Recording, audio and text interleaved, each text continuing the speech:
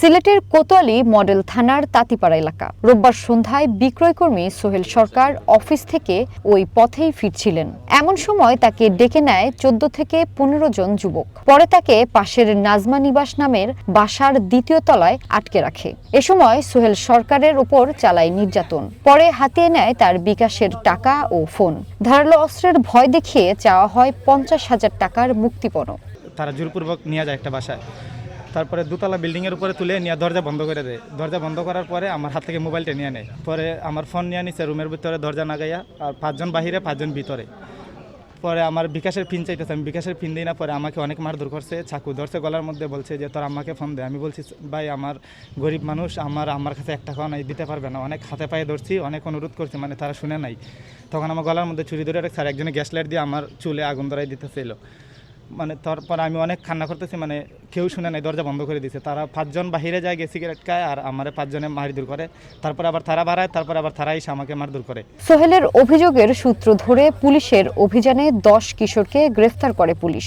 এ সময় তাদের কাছ থেকে ধারালো অস্ত্র, ফোন ও নগদ টাকা উদ্ধার করা হয়। একই সঙ্গে তাদের হেফাজতে থাকা আরেক ভুক্তভোগী জাহিদ হাসান নামের এক প্রবাসীকেও উদ্ধার করে পুলিশ। 10 জনকে আমরা আটক করেছি বা গ্রেফতার করেছি।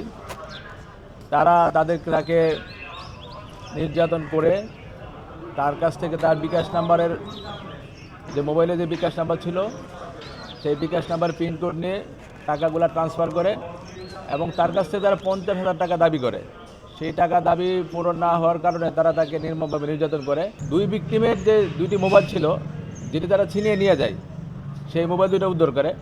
পাশাপাশি আসামিদের হেফাজত থেকেও আরও 8টি মোবাইল উদ্ধার করা হয়। তারা তাদের বিকাশ নাম্বারে যে সকল নাম্বারে তারা ট্রানজ্যাকশন করেছে, আমরা প্রতিটি নাম্বারে আমরা নিয়েছি।